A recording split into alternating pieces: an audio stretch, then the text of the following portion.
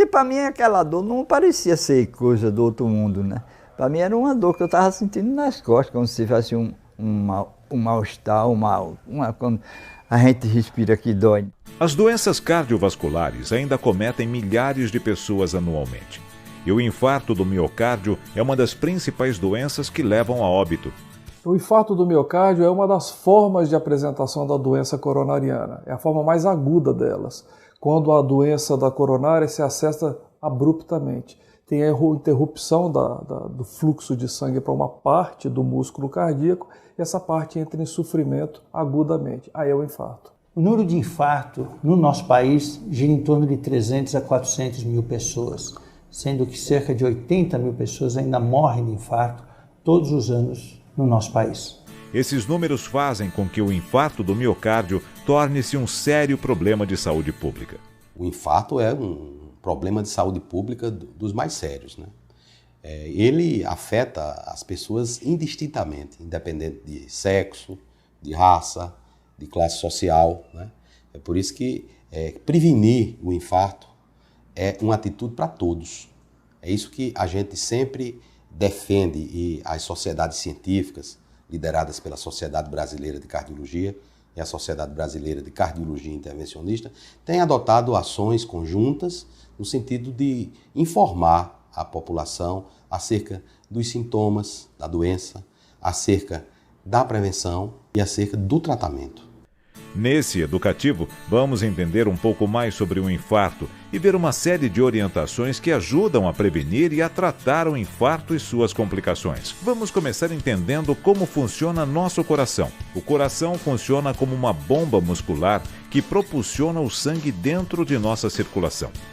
Esse sangue é responsável pela irrigação e nutrição de todos os tecidos, e a condução do fluxo sanguíneo é feita através das artérias. Quando ocorre uma obstrução dessas artérias, que conduzem sangue rico em oxigênio ao coração, pode ocorrer o infarto. O entupimento dessas artérias dá-se o nome de aterosclerose, que é a principal causa de infarto do miocárdio. O infarto é causado por uma doença que chama aterosclerose. Essa é a principal causa. Atero significa placa de gordura, esclerose, endurecimento dos vasos. Com o passar dos anos e por uma série de fatores de risco, essas artérias vão acumulando gordura na sua parede. E essa gordura vai estreitando o diâmetro do vaso e dificultando a passagem de sangue. Até que chega num determinado momento em que o sangue coagula por ter dificuldade de passar naquele ponto mais entupido e acaba entupindo 100% o vaso naquela região. No infarto do miocárdio, o coração deixa de receber sangue. Por quê? Porque a artéria coronária, que é a que leva o sangue para o músculo, né, e o sangue é como se fosse o combustível do músculo, e o coração é uma bomba, né? A função dele é contrair e jogar sangue para o corpo. Então, quando uma artéria entope, aquela região que é suprida por aquela artéria, ela deixa de receber sangue. Agora, vamos conhecer os grupos e fatores de risco para o infarto do miocárdio. Olha, existem alguns grupos de predileção para a doença, mas o que nós acreditamos é que o grau de suspeita deve ser mantido sempre presente para todo mundo que se apresente com dor no peito e alguns sintomas e sinais sugestivos de infarto agudo para as pessoas acima de 30, 40 anos de idade. A partir daí, qualquer pessoa pode realmente passar por esse tipo de problema. Os principais fatores de risco para o infarto agudo do miocárdio são colesterol elevado, diabetes, hipertensão arterial, tabagismo, obesidade, sedentarismo e componente genético, familiares com histórico de doenças cardiovasculares. Esses ditos fatores de risco, eles se somam e predispõem as pessoas a ter esse tipo de problema. Por isso que essa doença é tão prevalente, porque esses fatores de risco eles estão presentes nas pessoas de uma forma muito generalizada, né? Então, acima de 40 anos, as pessoas, 50% das pessoas podem ter algum tipo de entupimento nas artérias. Não que todas elas vão ter infarto, mas que tem placas de ateroma e que precisam adotar o que nós chamamos de prevenção secundária. Agora, um alerta quanto ao diabetes mellitus e sua relação com o infarto do miocárdio. O diabetes mellitus é uma doença em que aumenta a quantidade de açúcar, de glicose, circulante no sangue. Com o passar dos anos, Essa diabetes, principalmente se ela não for bem controlada, essa elevação da glicemia, esse aumento do açúcar circulante, faz com que lese a parede dos vasos e propicie a formação de placas de gordura e degeneração desses vasos. A gente sabe que o diabético, ele potencialmente vai morrer ou de doença cardíaca ou doença vascular cerebral, o AVC. O tabagismo felizmente vem diminuindo em nosso meio, mas sempre é bom alertar para o perigo do cigarro. O tabagismo é um fator de risco importantíssimo, por 2 motivos. O primeiro é porque ele é um fator de risco muito importante. Em segundo lugar, porque de todos os fatores de risco que nós conhecemos, ele é o único que nós podemos considerar como sendo curável. Na hora que eu paro de fumar, aquele fator de risco ele é abolido. Claro, os efeitos podem continuar durante um tempo, mas ele saiu. É diferente das outras condições em que nós somente controlamos muito bem. Os hábitos alimentares e a obesidade também estão relacionados com o infarto do miocárdio. A alimentação, assim como o estilo de vida, é um fator muito importante no desenvolvimento da aterosclerose, ou seja, na formação de gordura nos vasos. E, portanto, na causa tanto do infarto como do AVC, que é o acidente vascular cerebral, que é o derrame cerebral. Como é que a alimentação age? O aumento de consumo de gorduras, principalmente as gorduras trans, elas aumentam a quantidade de colesterol e triglicérides dentro dos vasos, e isso daí vai ser o substrato principal na formação daquela plaquinha de gordura dentro do vaso. Preciso citar um outro fator predisponente, que é a obesidade. Esses fatores todos caminham muito em paralelo. Então o obeso ele tem maior tendência a ter pressão alta, maior tendência a ter colesterol alto, maior tendência a ter diabetes. O estresse também pode contribuir para o infarto do miocárdio. Bom, o estresse faz com que a gente libere mais uma série de substâncias, dentre elas a adrenalina e o cortisol. O cortisol é o nosso hormônio do estresse e a adrenalina também. Ambos fazem com que a frequência cardíaca aumente e que a pressão arterial aumente. Subindo a pressão arterial, subindo a frequência cardíaca, que faz com que o coração trabalhe mais intensamente, aumenta o risco do ataque cardíaco. Além destes fatores de risco, os idosos merecem uma atenção especial. Os idosos formam um grupo de risco que precisa de maior atenção. Por quê? Eles, além dos fatores normais que têm hipertensão, diabetes, etc., pela própria idade existe o fator de degeneração do vaso. Então esses indivíduos têm maior risco de infarto e ainda tem mais um fator, o infarto em idoso tem maior risco de morte do que infarto em pessoas mais jovens. O infarto do miocárdio é considerado uma doença silenciosa, mas apresenta alguns sintomas que podem servir de alerta. Eu estava viajando, estava no Rio a trabalho, na terça-feira à noite, comi um sanduíche gorduroso daqueles de trailer e tomei uma cerveja. A cerveja já não caiu bem, aquela coisa, e acordei às 5h30 da manhã, muito ruim, do estômago. Eu falei, sanduíche não caiu bem com a cerveja, fui ao banheiro do hotel, forcei o vômito, vomitei bastante, aí não melhorou, aí veio um quadro de diarreia. E eu fiquei ali, aquela coisa toda, e aí eu fui para o banho. Quando eu estava no banho, eu comecei a sentir uma dor muito grande no braço esquerdo, da ponta do dedo até o cotovelo, e começou a me dar mais mal-estar do estômago.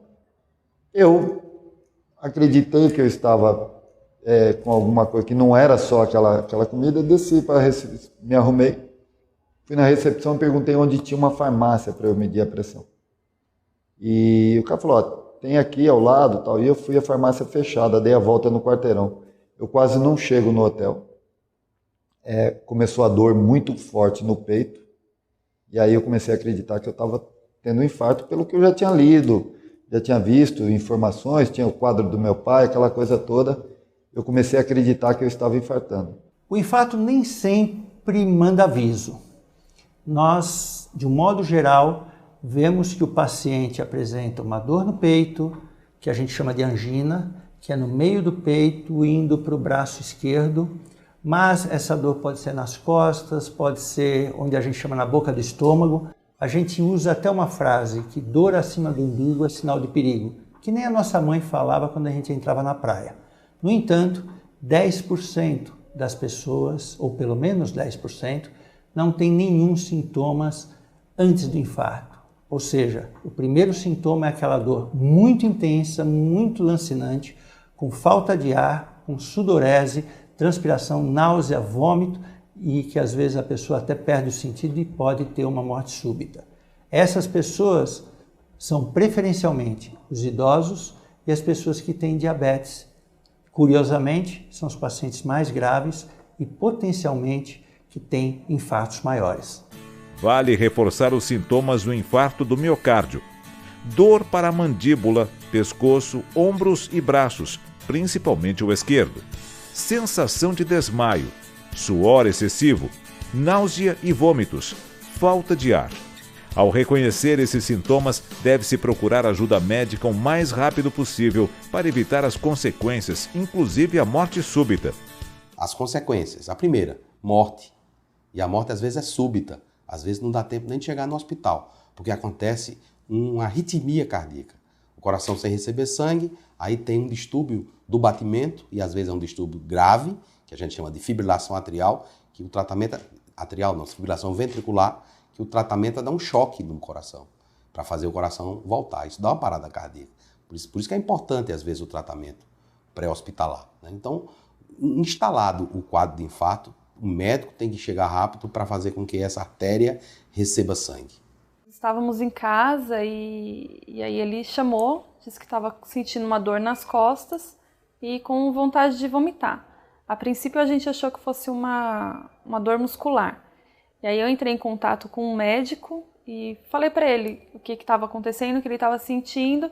Por telefone ele falou, leva para o hospital. Pode haver casos de infartos silenciosos e a pessoa só descobrir em exames de rotina. Isso pode acontecer de determinada altura, passa num exame de rotina, numa consulta de check-up e flagra algum tipo de manifestação em exames e aquilo é um infarto anterior que a pessoa mal sentiu. Isso pode acontecer o infarto silencioso. Agora, vamos ver como se faz o diagnóstico do infarto do miocárdio.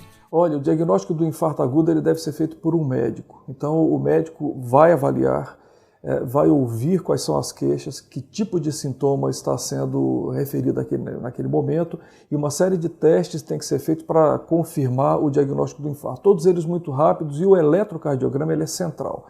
É o eletrocardiograma que diz exatamente no momento agudo do infarto qual é o grau de sofrimento que tem do coração.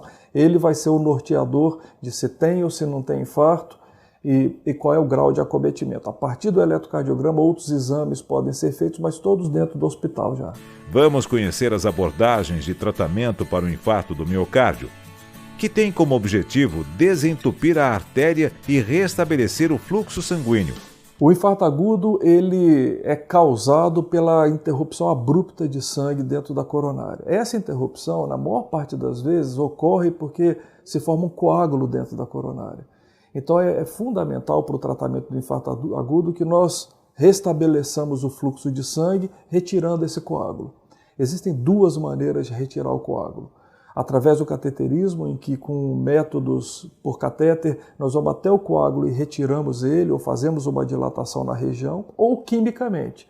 O coágulo que se junta dentro da coronária e que faz a interrupção do fluxo de sangue, ele pode ser dissolvido através de substâncias medicamentosas. De tal maneira que são essas as duas opções que nós temos para fazer o tratamento.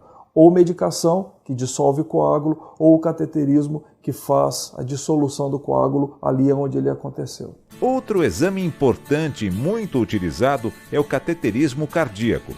No cateterismo cardíaco, seja pelo pulso ou seja pela virilha, é introduzido um catéter com o paciente sedado e esse catéter chega até o coração, onde é injetado uma substância à base de iodo, que é um contraste, e a gente consegue identificar exatamente o ponto onde tem o entupimento.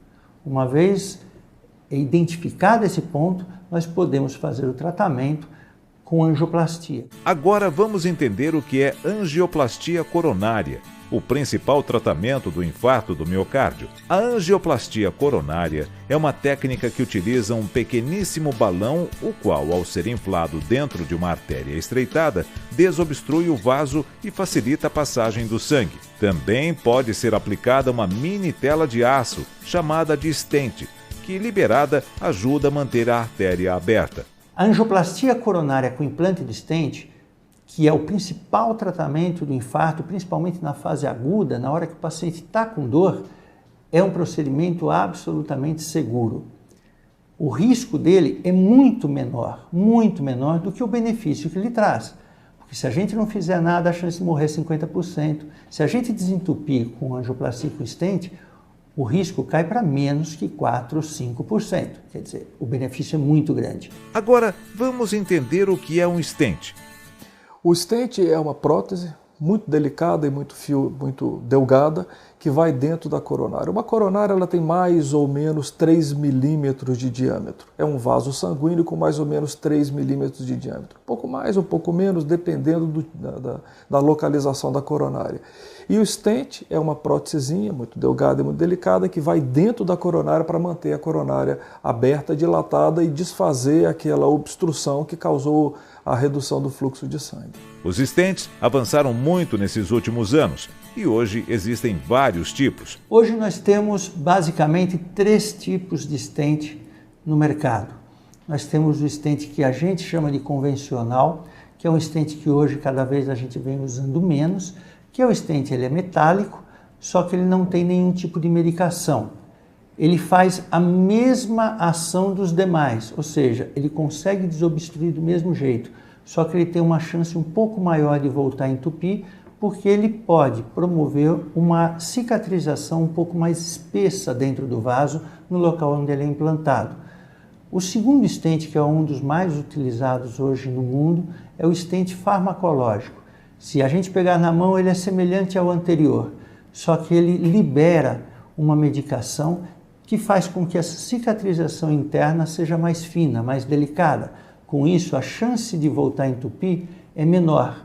No convencional, a chance de voltar a entupir o local gira em torno de 20 e poucos por cento, e desse farmacológico, em torno de 5, 6%. E hoje, nós estamos começando a utilizar no mundo inteiro um stent que é bioabsorvível. Esse stent, ele, além de ter uma medicação, uma droga, ele vai desaparecendo com o tempo. Ao fim de 2, 3 anos, ele não existe mais no vaso e o vaso está com a sua função absolutamente normal. Uma dúvida comum: o paciente pode ter mais de um stent?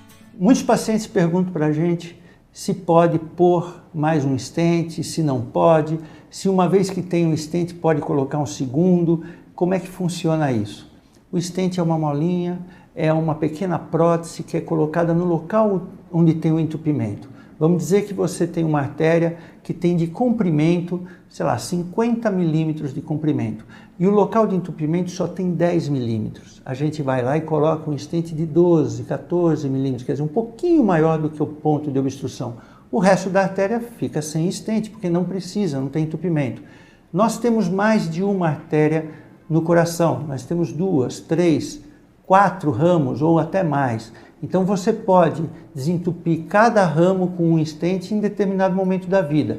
E mais, vamos dizer que aquele stent que a gente colocou hoje, daqui 1, 2 anos, 3 anos, formou uma plaquinha de gordura e voltou a entupir esse stent. A gente pode colocar outro em cima daquele e abrir por cima dele e manter a artéria desobstruída. Então não há limite, há sim uma indicação precisa. Vamos esclarecer se o stent é para a vida toda. O stent é um implante permanente. Quando nós colocamos um stent, nós queremos que ele fique lá para sempre, fazendo a função dele, que é esta função de dilatação das coronárias. Agora vamos entender o que é reestenose. Quando nós colocamos o stent, a partir dali o organismo vai cicatrizar aquela região. É uma microcirurgia. E durante a cicatrização, ou por causa da cicatrização, pode haver o retorno da obstrução. Não porque a doença voltou, mas porque a cicatrização foi exacerbada. Isso acontece numa minoria de indivíduos, mas pode acontecer. Nós chamamos isso de reestenose. O tratamento da reestenose, na maior parte das vezes, é fazer novamente uma angioplastia, novamente uma dilatação. Importante ressaltar que a terapia medicamentosa também faz parte do tratamento do infarto do miocárdio. Toda vez que uma pessoa recebe um stent, para o controle do stent precisa receber uma medicação, um tipo de medicação que diminua a chance de formar coágulos dentro da coronária. Para aqueles indivíduos que receberam o stent por causa do infarto agudo, esta mesma medicação serve tanto para o stent como prevenção de novos eventos agudos.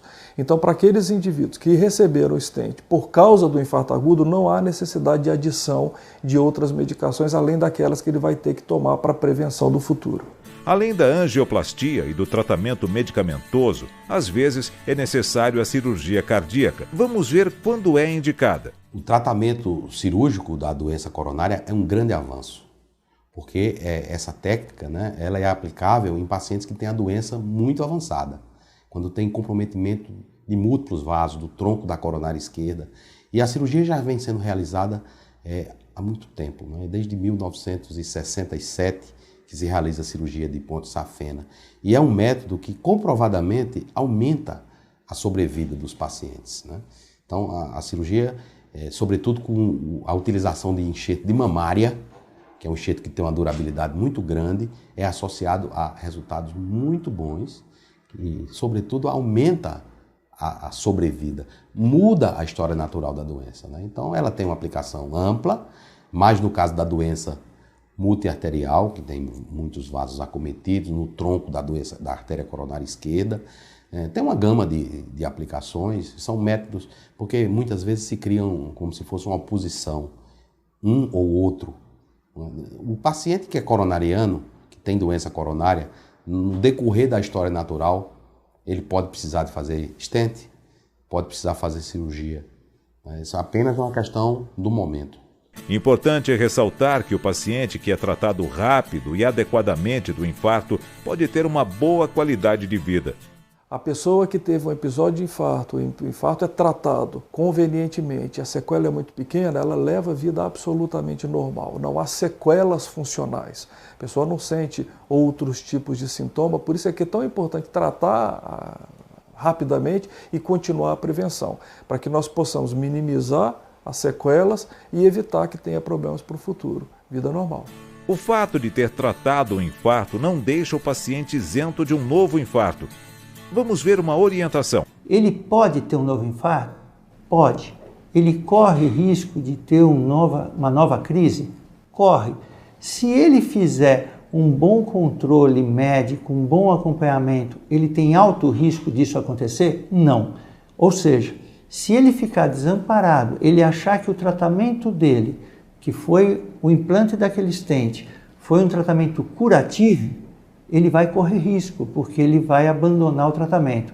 Agora, se ele se conscientizar de que ele tem que mudar o seu estilo de vida, o seu jeito de viver, e a partir daí fazer um acompanhamento, uma manutenção do tratamento, uma mudança de estilo e acompanhamento com o seu médico periodicamente, o risco dele ter um novo infarto e o risco de ele morrer, de ter uma complicação grave, vai ser muito, mas muito baixo. Procure saber mais informações sobre doenças cardíacas e infarto do miocárdio no núcleo de saúde de sua cidade.